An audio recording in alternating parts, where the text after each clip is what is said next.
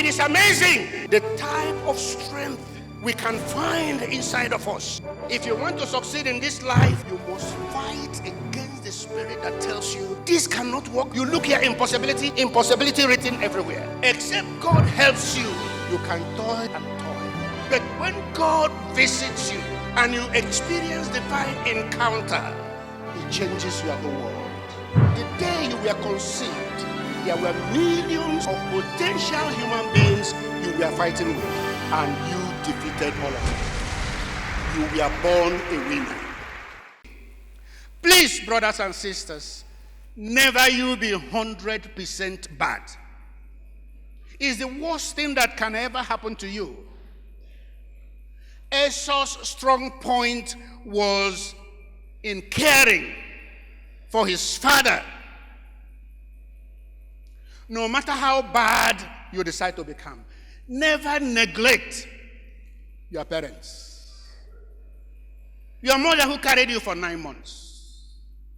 Your father.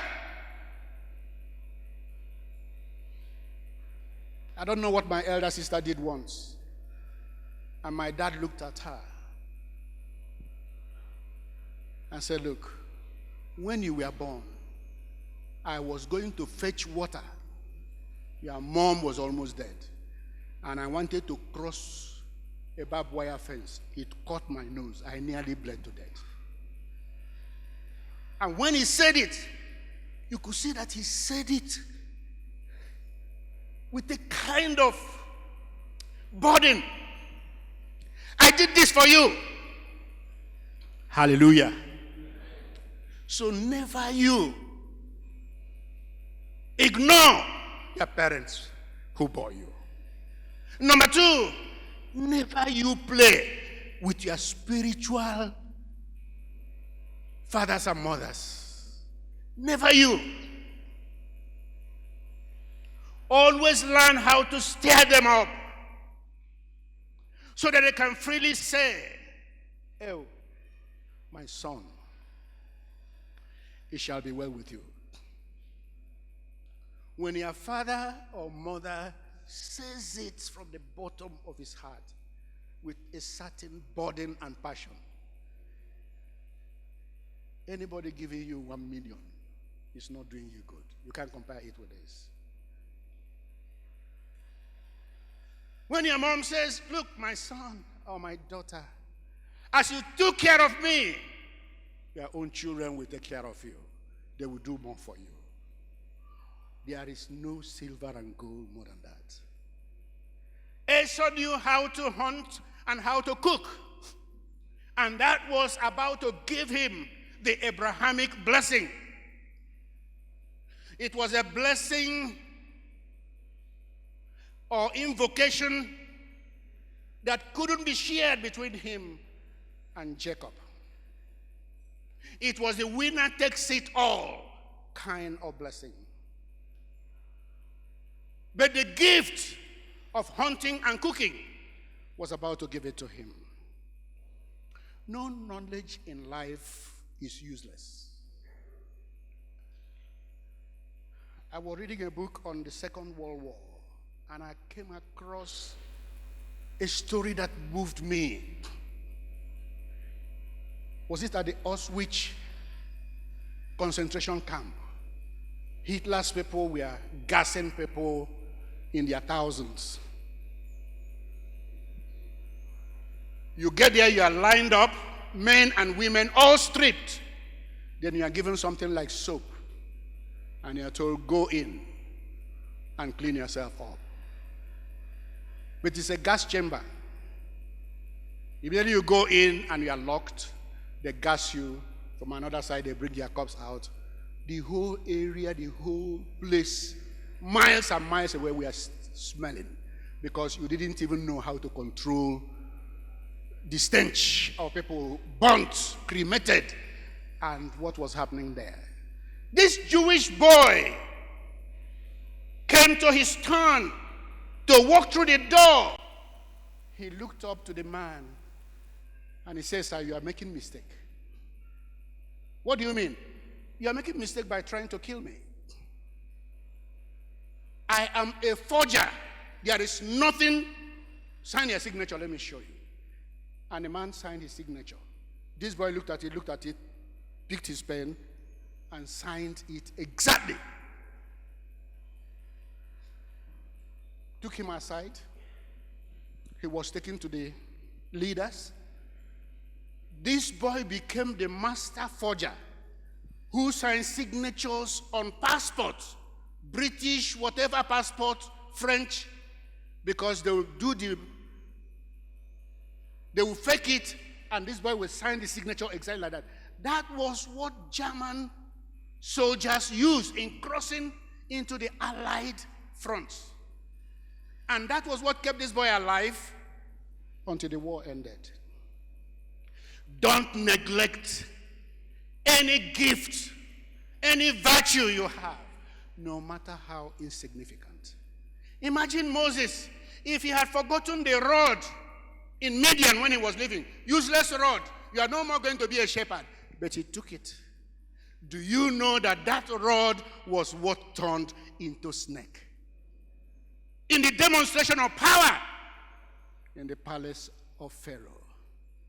Don't neglect your own rod. Your gift can turn into gold. Hallelujah.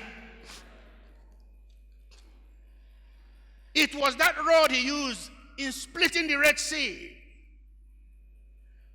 As a shepherd, David played harp. The animals will be eating. And he sat one place playing his harp.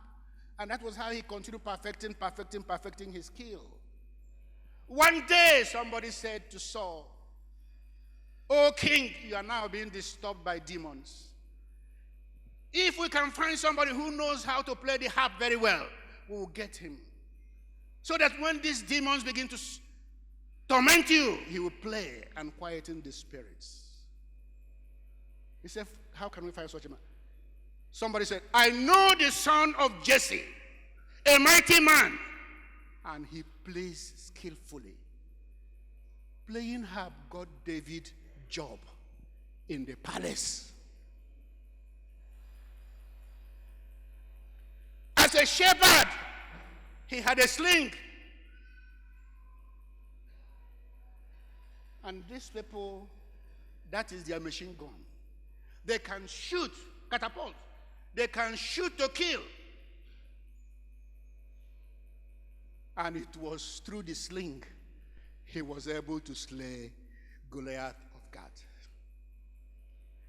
Was there a time you passed through bad situation and you couldn't find food to eat for a long time?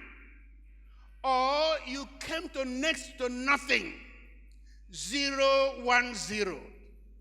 In the afternoon, even the one you eat in the afternoon to remain hungry until the next day was nothing.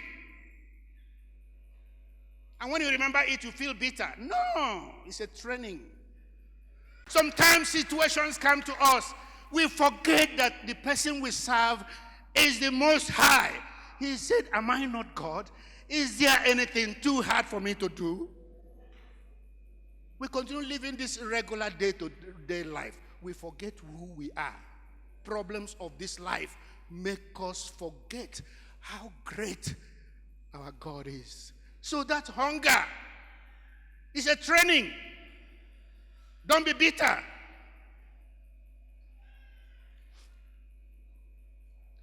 When I went to Lagos to look for a job, it was my father in the Lord, the person who dedicated this building. He was the executive secretary of the organization. He spoke to the boss, and they invited me. I thought they were going to give me the job of an evangelist, which I badly wanted. I couldn't do any other thing. The man called me into his office, and it was oral interview. And I told him, "What do you want?" And I told him, "I want to be an evangelist. This is my call," and this and that. He laughed. "And what else can you do? Because there is no job of evangelist for you. What else can you do?" I said, "Sir, I possess, is it Class C driver's license? When I went to driver's test, I went with 911 because licenses were in grades. I was aiming at becoming perhaps a driver. Maybe doing Umuahe to Abakaliki or where. So I was given that. So if you are going for real professional license, you go with such a lorry. That was what I hired and took. He said, okay, are you willing, evangelist, are you willing to become a driver? I said, yes, sir. He commanded his driver to take me on road tests. We did it, came back. He told him, this man is a pro. He knows what he's doing. He said, okay, did you see that Arrow Jeep? It's a Russian-made Jeep with tarpaulin. Yeah, you'll be driving it, and you'll be attached to Pastor E.G., a Yoruba man. Yes, sir. E.G. took me, explained everything, and I asked him, sir, will you be going anywhere tomorrow morning? He said, no, I'm not going anywhere.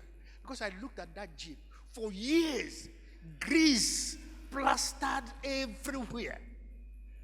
It was an eyesore. The next morning, with the little money I had, I bought Omo. I was washing that vehicle. Can't remember the exact time. It was either 4 or 5 p.m. EG came out and saw this vehicle. Was it the following day? He called me. What did you do to this vehicle? I said, sir, I washed it. You washed this car? Only wash? I said, yes, sir. I did it throughout yesterday, sir. From that day, he gave me a new name, Mr. Goodman. He never called me my name again, Mr. Goodman. The story went to the boss. Each time I took him to wherever he was going to, I had my tract parked by the street corner, and I'm witnessing, I'm sharing tract. He will come out, he will see me witnessing. I will say, excuse me, and I jump in. He was looking at me and wondering, who is this one? The boss had a story and took me from him. He owned this big Opel car, and I started driving it for him. Martins was a man of prayer, despite his problems. At least 3 times a week, I would take him to Bar Beach, Lagos. And he would pray. Perhaps we'll be coming back 10 p.m. Hours and hours. He would stand by the sand of Atlantic Ocean, lift his hand. He always wore white kaftan. Breeze will be blowing. He will stand there like Christ. He will pray. And I will be one corner doing my own. I will get tired. Because I don't know how to pray long, I must confess. I discovered a few times I'll be washing the car the next morning and I see money. Lo and behold, the big man was dropping this money to tempt me. We were discipled. Christianity is not this type of thing we are doing now. I'll pick all his money and give him. We continued. From there, I was promoted. Thompson, you are no more to drive me.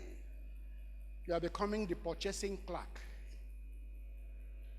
Of course, once he sent me to go buy the Kickstarter, either the Kickstarter or alternator of that same vehicle. I went to the Russian company and saw it. The cost was like 8 naira. I decided to go to a place they call Jankara. I saw brand new one, which I bought for either 2 or 3 naira. And they were asking me, how much do we write on the receipt? How much did I pay you, Oga? Write what I paid you. And it was written. I came and submitted it to Martins. Did you not tell me this is about 8 naira? I said, yes, sir. But I decided to check Jankara out. I said, yes, sir. Even the people I bought it from, they were asking how much they should write. That was how I became purchasing clerk. I was buying things for his secondary schools, Nigerian Premier College, Nigerian Day School, the printing press, the gospel, the bookshop, and everything. One day again, I was called. I didn't know that as we went out on street witnessing. he will ask where the next preaching will be. Reverend O. Ezekiel, the now GO of CPM, left street evangelism and ministry. I was now heading it. Or God will hear where I'll be preaching next. He will drive himself, stop somewhere, and be listening to me preaching. One morning I was called in, Thompson. You are going through promotion now. The secretary will write you a letter. You will become assistant national evangelist under Reverend Ezekiel. We were 6 in one room. 6 of us with 3 double bunk beds in one room in Lagos. You lock the windows, you put mosquito coil, heat and mosquito torturing you. Now I was given one big room, my brothers and sisters. It was like palace. This is what your virtue can do for you. I kept on doing that. Reverend Ezekiel and I went everywhere. Cross River.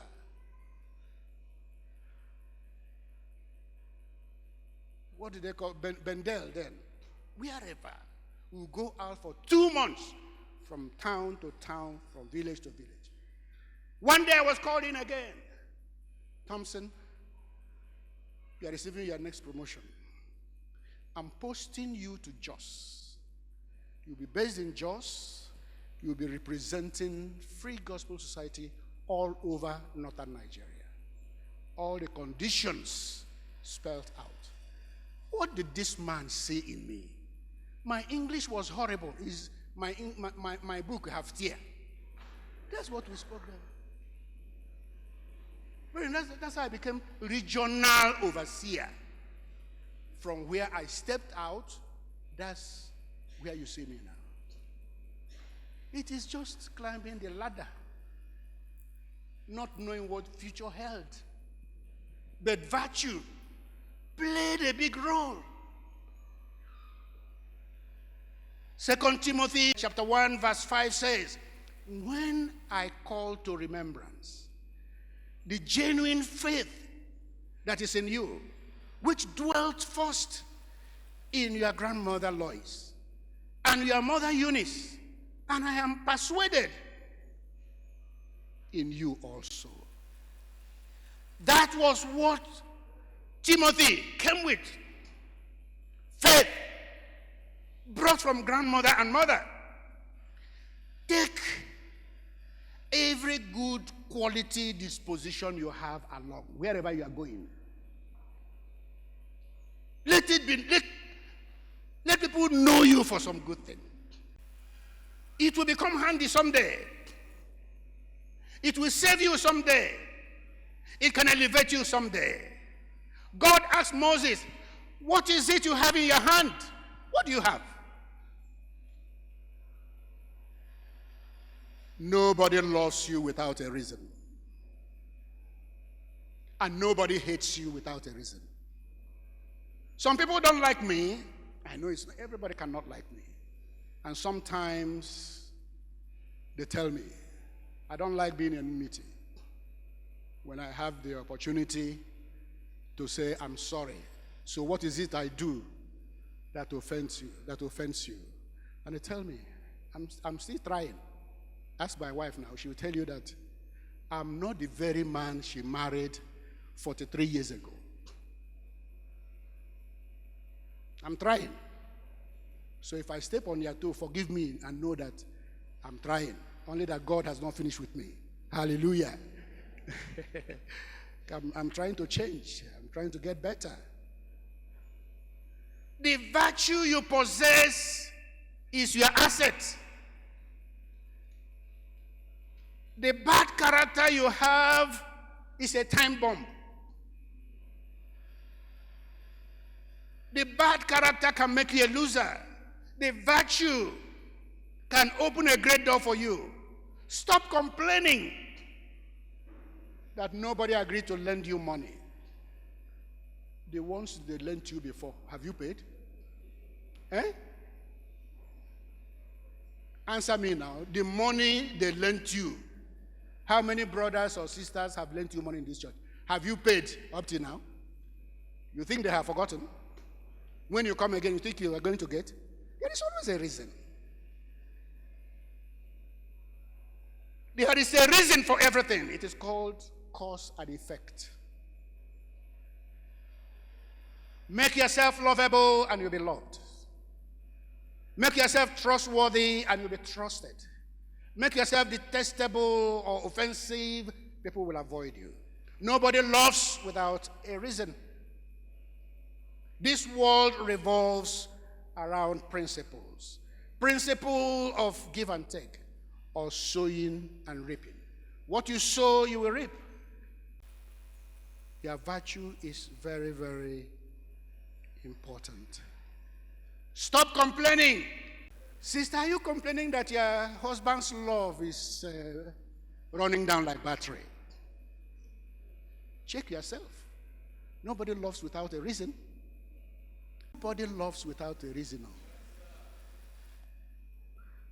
Nobody does that. Today is appreciation. Isaac, how are you going to appreciate Esau,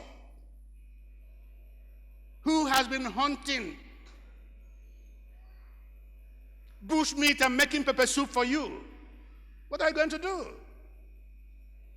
1 Timothy 5:17 from Message. Let me read first from New King James. Let the elders, that's pastors, who rule well, be counted worthy of double honor, especially those who labor in the word and doctrine, those who teach you. Brothers and sisters, you don't know how long it takes to prepare a good message. People like us who do research. What I'm preaching to you today, if you check it, it may have taken me a whole week. Message says, give bonus to leaders who do a good job, especially the ones who work hard at preaching and teaching. And then as I'm concluding, I want to say, let it not be only during appreciation. When God touches you to buy a suit for your pastor or one of your pastors, go ahead and buy it.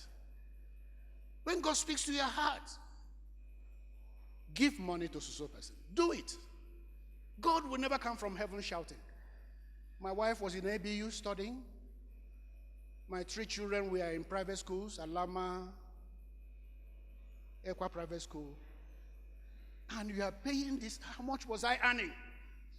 Taking care of my wife in Zaria, cooking there, we are cooking here, we are maintaining the family. Because I will never come here to tell you we are hungry. We split whatever we have, manage it. A sister lived with us, Chioma Akawa, for some time. Up to tomorrow, when we begin to talk, she will start joking. He said, Dede, when I lived in your house, only God saved me from contracting kwashiorkor. Nothing in the soup. When you look at us now, you say, hey, do you know what I went through? Do you know what I went through? Man, don't shower halal. So, rice finished in the house. And as it was finishing, I don't know where to get money. Month was still far. This and that not there. My wife out there asking for this. They asked us to bring this, bring that. And I started praying intensely for rice. I remember it was Friday. The former chairman of the committee, Uncle Paul Ofuku, drove his 404, stopped in front of the house, called Joe. Oka, open boot, carry this rice in. Joe brought this bag of rice in. I said, who brought it? Uncle Paul. That's okay. I ran out. Tears nearly came out of these eyes. I don't know how many bags of rice I've received in my life. But that one bag, Fred, that one bag of rice, I will never forget it. Supposing when God whispered to Uncle Paul, God speaks to you. Supposing if he hardened his heart, or he brushes aside, no, this is my thought, he wouldn't have helped God to fulfill this miracle. The first man I worked with as my assistant in this ministry, we shared one tiny room and tiny parlor. We slept in the same bedroom, used a 10 by 10 at V12 Machibi Street. He wanted to get married. He fasted and fasted and fasted. He would pray silently, he would shout and disturb me. He was such a weird human being. After the whole thing, sometimes he said, God, put money under my pillow. He would pray. Open the pillow, nothing.